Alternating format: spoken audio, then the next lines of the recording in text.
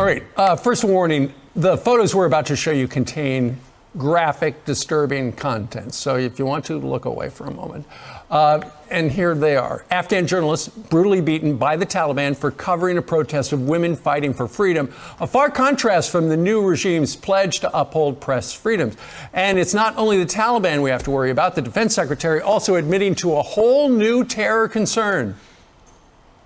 The whole community is kind of watching to see what happens and whether or not Al-Qaeda has the ability to regenerate in Afghanistan. The nature of Al-Qaeda and ISIS-K is that they will always attempt to find space to grow and regenerate, whether it's there, whether it's in Somalia, whether it's in any other ungoverned space. Well, our next guest knows all about taking on Al-Qaeda. Rob O'Neill is a Navy SEAL who killed Osama bin Laden, and he joins us live. Rob, good morning to you. Good morning, Steve. Thanks for having me. It's great to have you. You look at those images of those journalists in Afghanistan, and then at the same time, the White House is saying, the Taliban has been very businesslike and professional. Well, what we're seeing here is an example of the Taliban's only going to let us see what they want us to see. And these are two journalists, a photographer and a journalist, who were working for a reputable agency over there. They're filming a women's protest. The Taliban doesn't want us to see that, so they beat them, and they almost beat them to death. These two guys thought they were dying, beating with whips and cables and anything they can find. They did it for a while, stepping on their faces, kicking them in the head. And they had one of the Taliban guys say, "You're lucky you weren't beheaded." The Taliban's not businesslike. They're gross. They're evil. They're brutal. And if you can believe this, they lie. Yeah, no kidding. Rob, it has been 20 years since 9/11. Obviously, all the commemorations are tomorrow, and we're starting to observe it today. When we think about where we all were 20 years ago, where were you? I mean, eventually you would be the guy who pulled the trigger to kill bin Laden. I was deployed with SEAL Team 2, which is out of Virginia, and we were overseas, having worked in Kosovo for quite a while, and we thought that was the way we said it was the only game in town.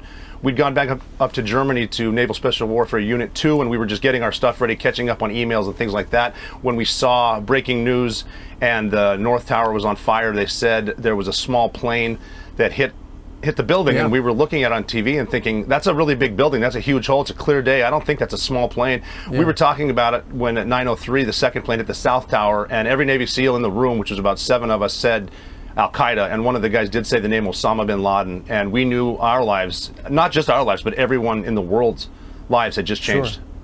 And of course, for the longest time, we did not know the identity of the Navy SEAL who pulled the trigger. We heard, that one time at Fort Campbell where I think the president said, "Who did it?" And somebody said, we all did, Mr. President. Eventually, you revealed yourself after you took a trip to the 9/11 museum. It was not publicized, but you wanted to donate the uniform you were wearing that day, and you took along with you a journalist who you had met in an Irish bar in the Washington D.C. area because you just wanted somebody to take pictures of it so you would remember. That's correct. I wanted to donate something that was there without my name on it because the museum is chronological and I wanted it to be documented. Right. And that was Fox News' Peter Ducey with me. And we were filming it. Once I donated the shirt, we went into a room and there was about 35 family members in there, and they'd all lost loved ones on 9/11.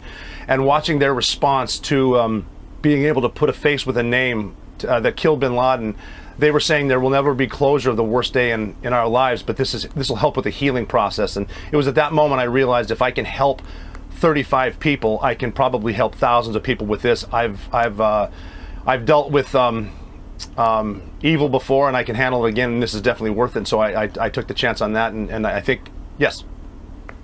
That's right. And now we all know your identity, and a grateful nation says thank you to Rob O'Neill and to everybody who served, all the Navy SEALs, everybody who has prosecuted the war on terror for the last 20 years, Rob. Well, we really appreciate it. I mean, Go ahead. We do it again. I believe you're right. Yes, sir. All right. Thanks, Rob.